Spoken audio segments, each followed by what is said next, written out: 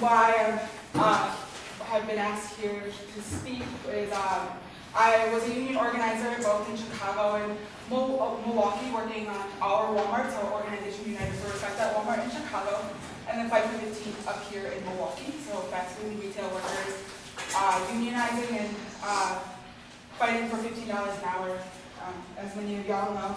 The organization that I'm representing here today is USAS, United Students Against Sweatshops. So I'm going to talk a little bit about them and what their efforts have been.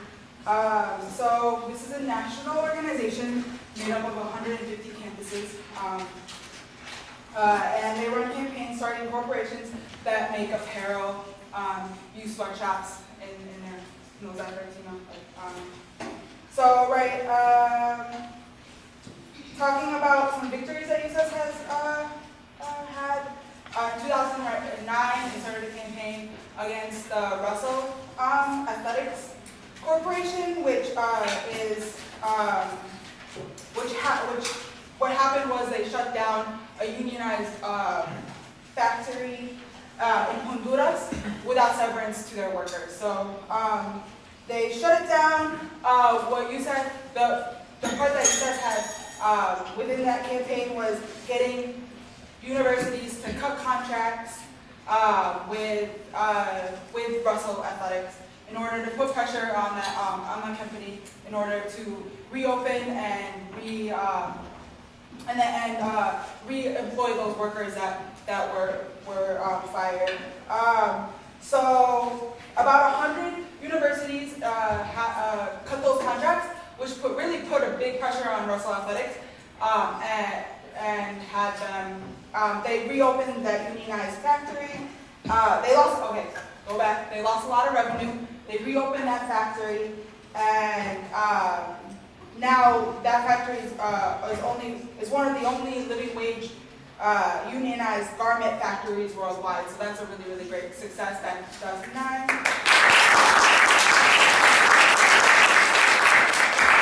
They really stress on bringing light to those factory garment factory locations, right?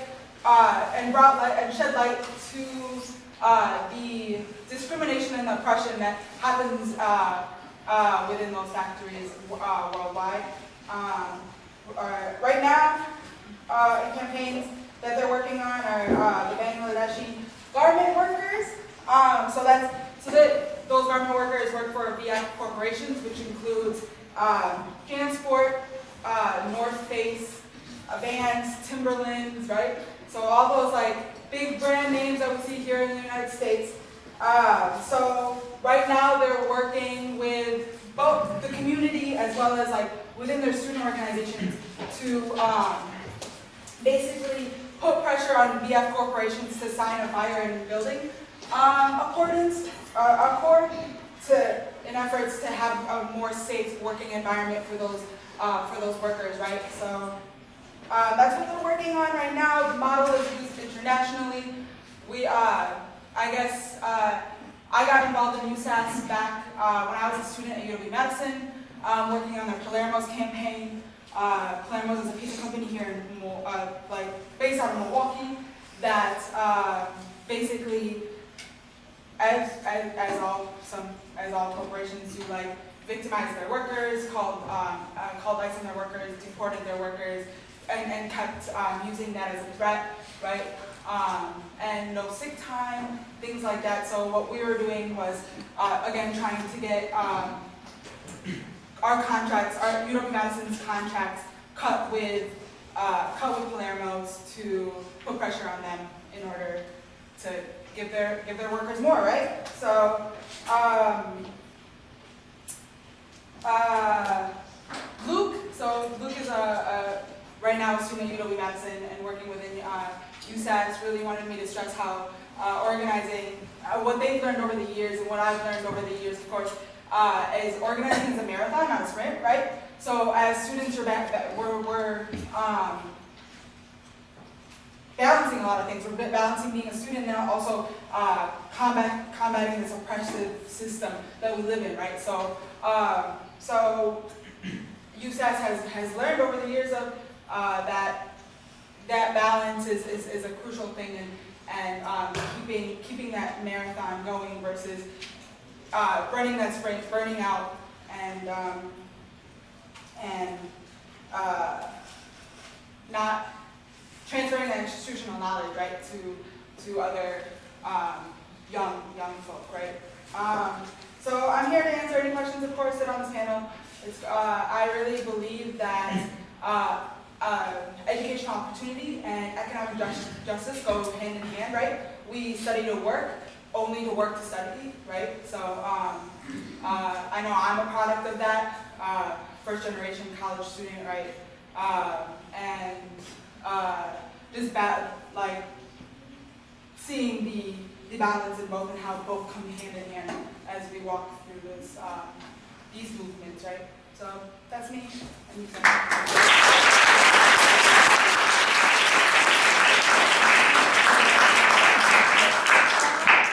Our next speaker will be Maggie Kilgo from Minneapolis Consumer Democratic Society.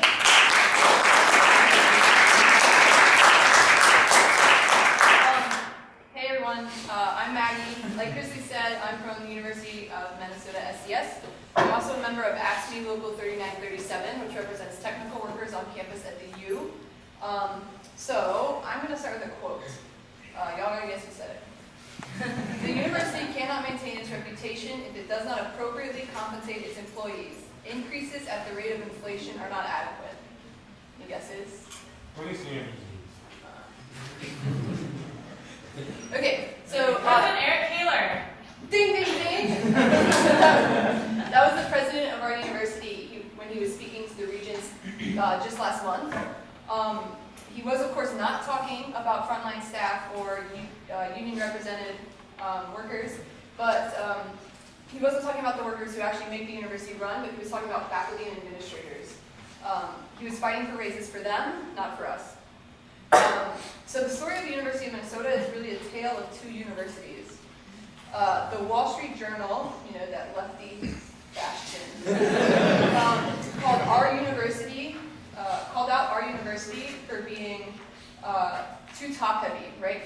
For making administrators rich and lining their pockets with students' tuition dollars.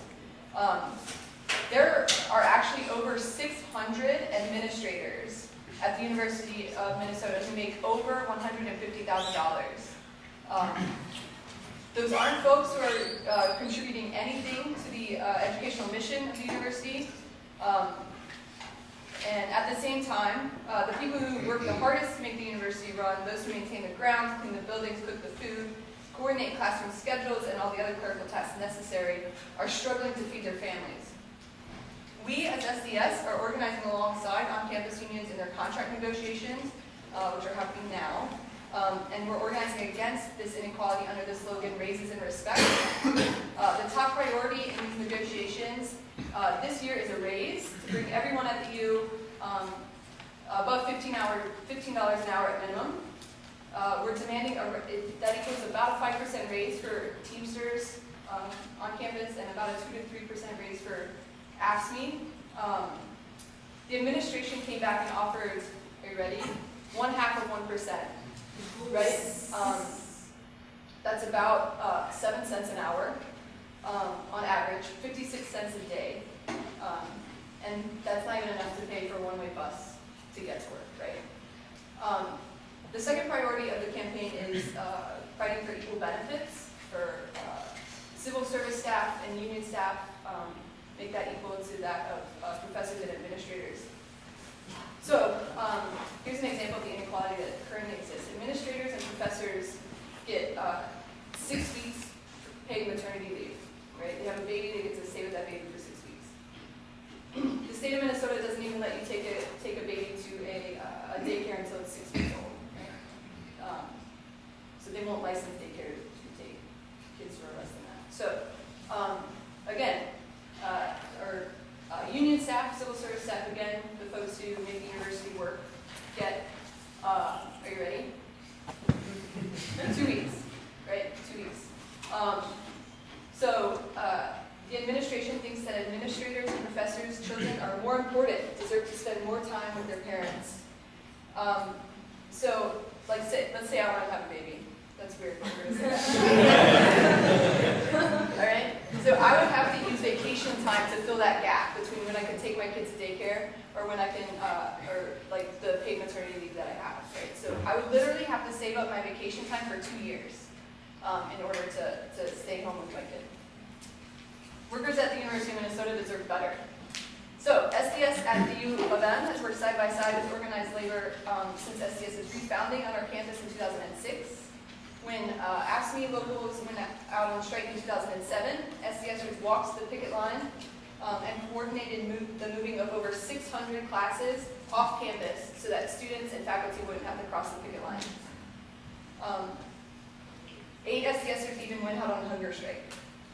And we've been working side by side and supported their organizing on campus since.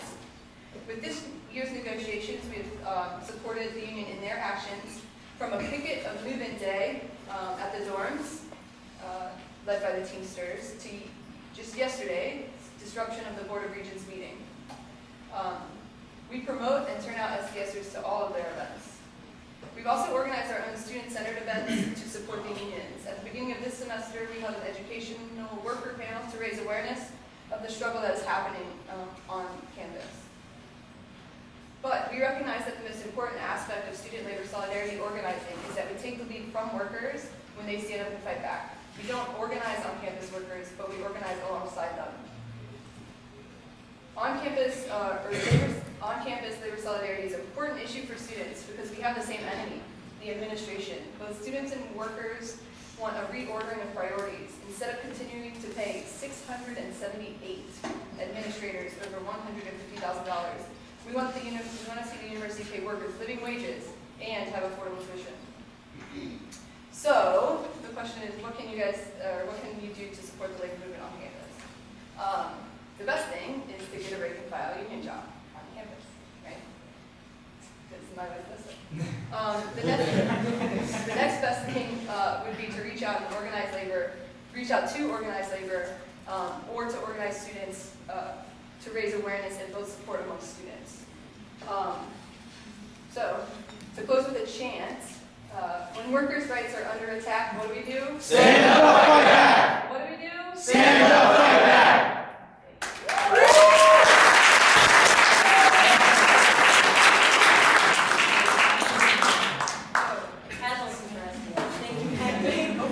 Thank you very much. Our next speaker will be Dan Williams from Milwaukee Students for Independence Society.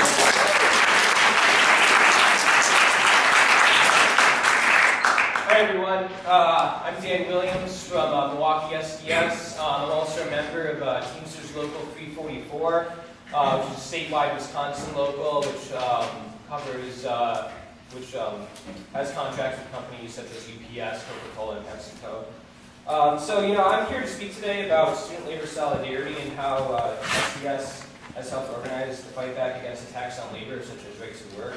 However, first I want to cover some of the basics behind the labor movement and U.S. labor law. So I'm going to kind of give y'all a little bit of a history lesson, so just bear with me. Here's a basic definition of a union. A union is an organization of workers that collectively bargain with an employer to negotiate higher wages, benefits, pensions, workplace safety, and other related matters. Now, under the National Labor Relations Act of 1935, aka the Wagner Act, there are 4 forms of union security agreements between employer and employee. There's the closed shop, in which being a dues-paying member of a union is a condition of employment, meaning that every worker in that workplace is a member of the union and covered under a union contract. A union shop, which allows hiring non-union members or non-union employees, given that they join the union after a probationary period. The agency shop, which is basically similar to that, but employees can opt out of joining the union by paying an agency fee. And then there's the open shop, in which being a dues-paying member is not a condition of employment, meaning that non-union employees can work within this a union shop. So basically, to make it simple, an open shop means it's open to exploitation of workers. So, you know, after decades of struggle against the open shop, employers were eventually compelled to collectively bargain with unions under the Wagner Act. If that union had been elected by the majority of employees within a workplace, thereby legalizing the closed shop and making collective bargaining an official part of U.S. labor law.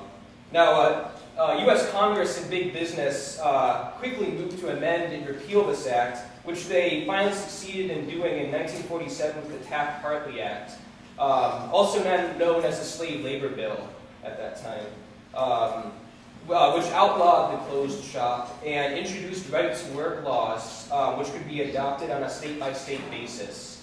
It also banned members of the Communist Party from attaining union leadership, which was later found unconstitutional in 1965, and severely limited the ability of unions to go on strike, and in the case of federal employees, outlawed the strike altogether. Now, under Taft-Hartley in non-right-to-work states, so that's basically still the law today. Like, we are still living under Taft-Hartley, basically, and you know, half the country now is now right-to-work. I think it would be 25 states out of 50.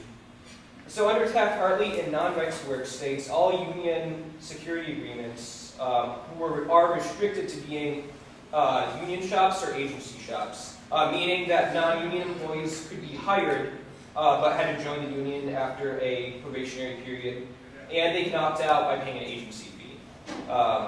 Now, in right-to-work states, where the union shop is banned, where the open shop dominates, an employee can opt out of being a dues-paying member, becoming what's called a free rider, meaning that they can still enjoy the benefits of collective bargaining agreements, meaning that they can still enjoy the yearly wage increases, pension, and all that, without being a dues-paying member.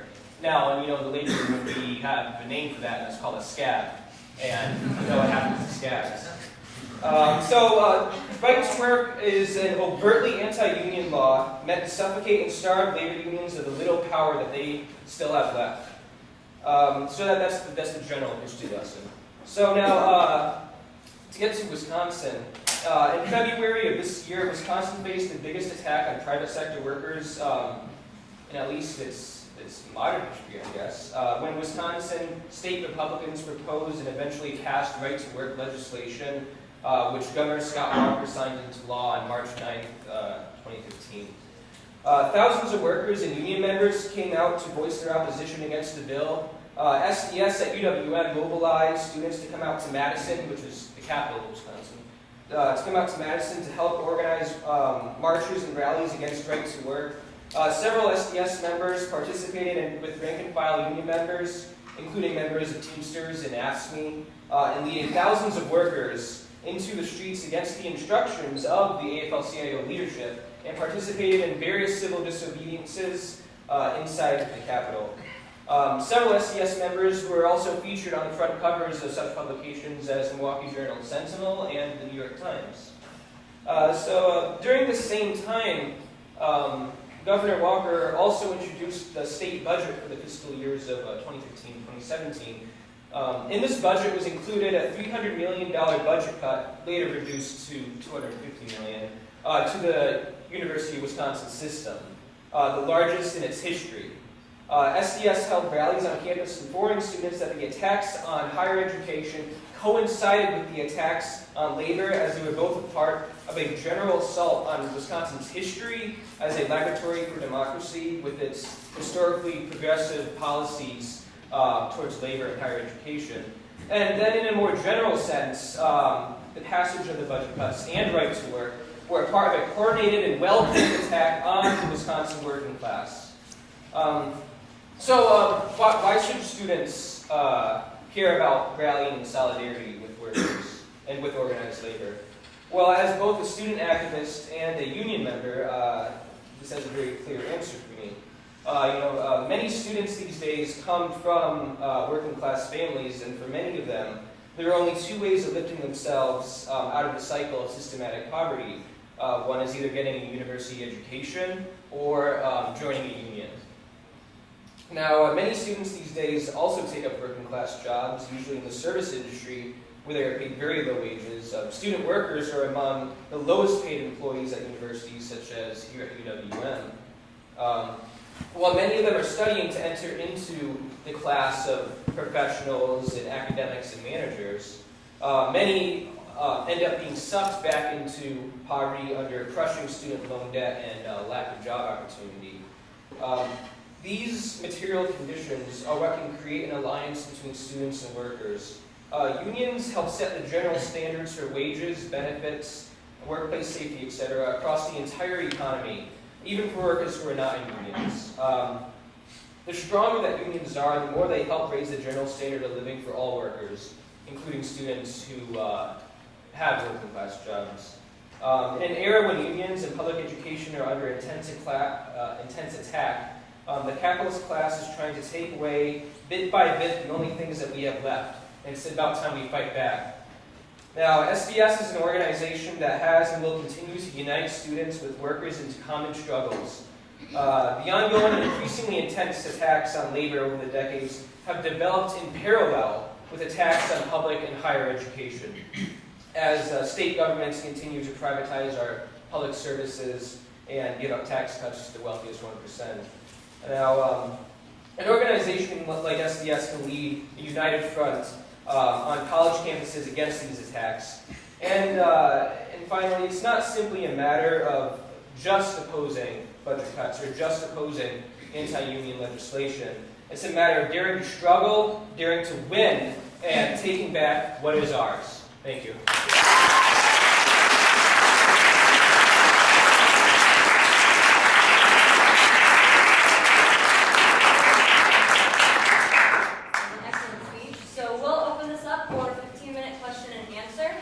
Invite the speakers to come sit and be visible, and we'll take questions as they come for 15 minutes.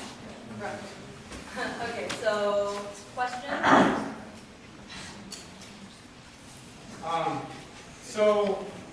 Okay, I guess I'm not familiar with unions, so what are like arguments against unions? Like, I don't feel like there's just ideology fueling this, so like why are they stripping union rights besides they're capitalists? Like, is there something there?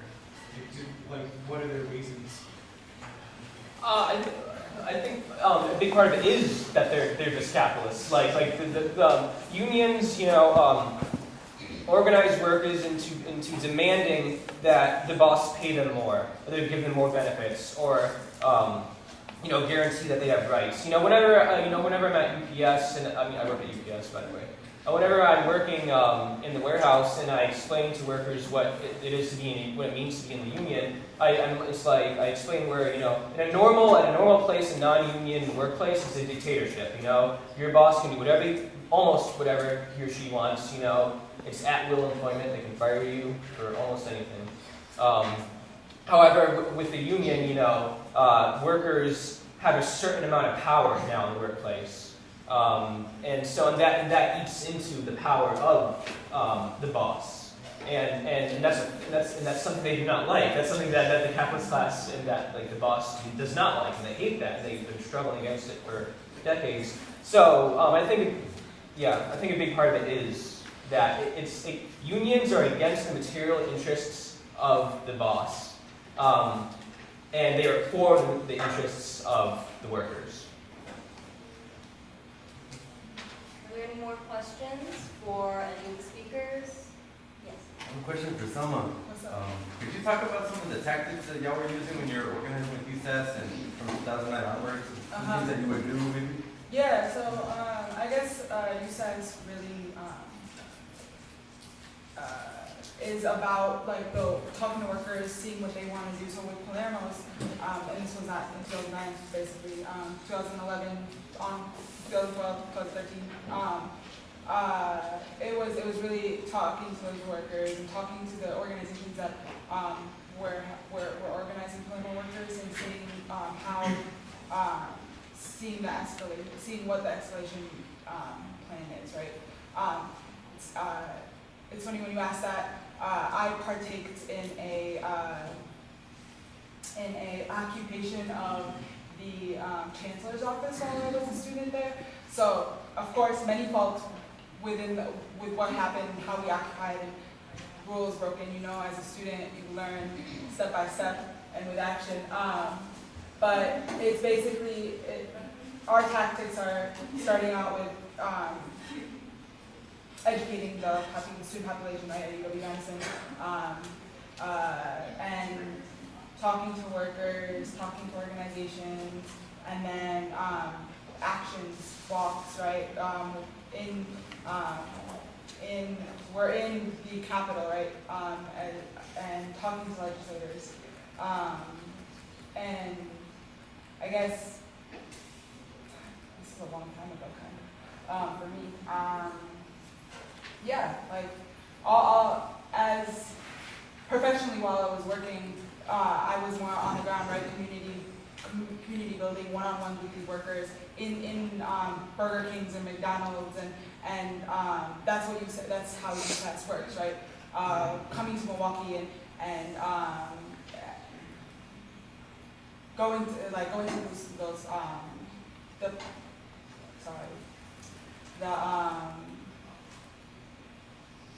Palermo's company and talking to those workers and inviting them to our campus and walking with us, right? So it's for USAS and for all the union organizations, it's basically what do the workers want and how do we support those workers in their endeavors to fight for their rights and to fight for what they deserve, right? So, that answers the question. I also want to talk about your question. So I'm not talking about all low-wage workers, but majority of low-wage workers are brown and black faces. So in bodies and experiences, and you see as in the history of this country, when those folks come together and when they build power and when they build a voice, that voice is automatically just silenced, right? Oppression, capitalism, right? And it's a sense of people coming together and putting a light on how these organizations, corporations are oppressing those bodies and those minds, right? A thing with Fight for 15 is, and Walmart and Darden, right, the Darden restaurant companies, what they do every year is go to their shareholders meeting and say, like, we deserve more, right? Why are you meeting without our voices? Without our voices and without our experiences, right? Because shareholders are usually on the top, right? Really don't have to worry about their families and putting food on the table, and they're things that low-wage workers do have to worry about, and their families, right? Do we have any more questions? Do we have any more questions? Just a quick question about, like, in terms of, like, draining the union or, like, draining, like, union work. Like, I'm just kind of curious about the difference between, like, because, like, Marie at our campus, like, she has, like, a specific kind of job, right? Like, she kind of, like, organizes for the union, but then, like, there's also, like, working, you know, like, so what are some of the differences in, like, the kinds of work you can do within a union? Like the day-to-day? Or, I mean, like, yeah, just, like, because I'm just trying to get, like, a sense of, like, the differences in, like, what someone like Marie does. Marie's a great person, by the way. Or, like, I don't know. You know, sort of thing. It's just like the different kinds of work you can do. Yeah. Like, whether you focus on organizing or whether you focus on just, like, working, you know, like, I don't know. Okay, so, yeah, so Marie is so people know, Marie is the staff for ASME Local 3800, which is clerical workers at the University of Minnesota. So, and people know her because she's lived before. Okay, so yeah, Maria is a staff member for the union. She works directly for the union. She's not a university employee. That's different than the rank and file workers, right? So it's like a staff position versus a rank and file worker. You can organize with your union as a rank and filer, and you know that's like going to meetings and things like that. Or you can organize for the union. Right? No, I don't know. Did you want to talk a little?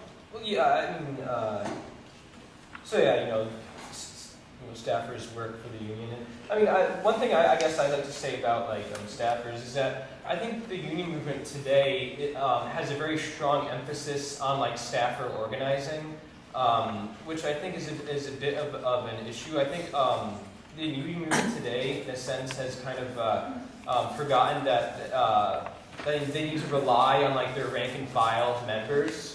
Rather than staffers like a college educated staffer is like, yeah, I took all these labor law classes, I know what's going on, and you workers should just follow me, I don't think that's how it should be. I think we need unions that are empowered by the rank and file and that have staffers who are there to support them and organize unions and stuff. Staffers are coaches, right? So they are coaches of the team, while the players are the ones that actually get to decide what goes out or what happens on the field, right? So what I feel is, and also union organizers and staffers have to do is develop leadership within those workers so they can go out and do those work. Because me as an organizer, I can only get so far, right? I'm not going into work with my fellow coworkers every day, right? So it's really about developing that leadership within that workplace, and then those people taking responsibility for what they deserve and fighting for their families and themselves. Okay, do we have any more questions from the crowd? We still have some minutes left for